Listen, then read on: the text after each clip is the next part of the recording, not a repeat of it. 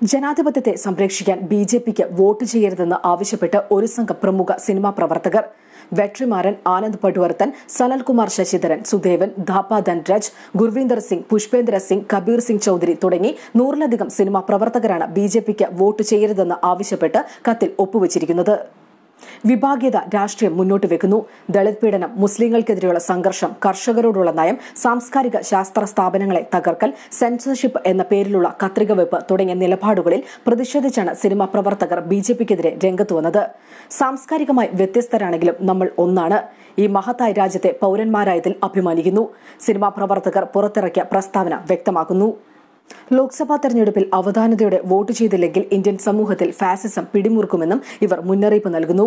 2014 BJP അധികാരത്തിൽ വന്നതിനുശേഷം രാജ്യത്ത് വിഭാഗീയ രാഷ്ട്രീയം അരങ്ങേറുകയാണെന്നും സിനിമാ പ്രവർത്തകർ വ്യക്തമാക്കുന്നു. വാഗ്ദാനങ്ങൾ പാലിക്കുന്നതിൽ ബിജെപി പരാജയപ്പെട്ടുവെന്നും സിനിമാ പ്രവർത്തകർ കുറ്റപ്പെടുത്തുന്നു. ആൾക്കൂട്ട കൊലപാതകങ്ങളും പശുവിന്റെ പേരിലുള്ള വേട്ടയും ഇവർ എടുത്തു പറയുന്നു. രാഷ്ട്രീയമായി ബിജെപിയെ എതിർക്കുന്നവരെ രാജ്യദ്രോഹിയായി ചിത്രീകരിക്കുന്നുവെന്നും ഇവർ ചൂണ്ടിക്കാട്ടുന്നു. രാജ്യത്തെ യുദ്ധത്തിലേക്ക് തള്ളിവിടാനും ബിജെപി മടിക്കില്ലെന്ന് സിനിമാ പ്രവർത്തകർ ആരോപിക്കുന്നു.